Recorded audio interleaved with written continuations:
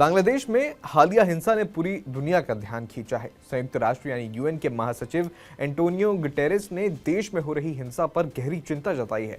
खासकर एक हिंदू युवक दीपू चंद्र दास की भीड़ द्वारा हत्या और शव जलाने की घटना पर यूएन प्रवक्ता स्टीफन दुजारिक ने 22 दिसंबर को कहा कि हम बांग्लादेश की स्थिति से बहुत फिक्रमंद हैं। सभी बांग्लादेशी नागरिकों को सुरक्षित महसूस करने का हक है, चाहे वे किसी भी धर्म के हों।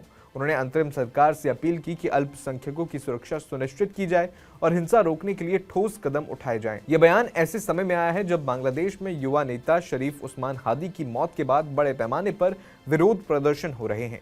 हादी की मौत के बाद हिंसा भड़क उठी है, जिसमें मीडिया संस्थानों पर हमले हुए और अल्पसंख्यक समुदायों खासकर हिंदुओं को निशाना बनाया गया। दीपू चंद्र दास की हत्या को इस निंदा के आरोप में इसे किया गया, लेकिन जांच में कोई ठोस सबूत नहीं मिला। इस घटना ने हिंदू समुदाय में डर पैदा कर दिया है। अमेरिकी सांसद राजा कृष्णमूर्ति और सुहास सुब्रमण्यन ने भी इसकी कड़ी निंदा की है। कृष्णमूर्ति ने कहा कि दीपू की लक्षित हत्या से मैं स्तब्ध हूं और सरकार को अल्पसंख्यकों की रक्षा करनी चाहिए।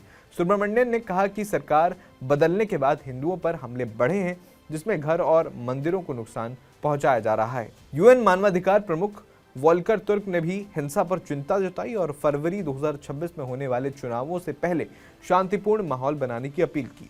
उन्होंने कहा कि बदला और हिंसा से सिर्फ विभाजन बढ़ेगा। अंतरिम सरकार ने दीपू की हत्या की निंदा तो की है, लेकिन कई गिरफ्तारियां भी की हैं, लेकिन अल्पसंख्यक संगठनों का कहना है कि हमले नहीं रुक रहे। आपको बता दें कि बांग्लादेश में ये ताज़ा हिंसा पिछले साल अगस्त 2024 में शेख हसीना सरकार के गिरने के बाद शुरू हुई राजनीतिक उथल पुथल से जुड़ी है। छात्रों के विरोध प्रदर्शन ने हसीना को सत्ता से हटा दिया और अब तब से ही देश में अस्थिरता बनी हुई है।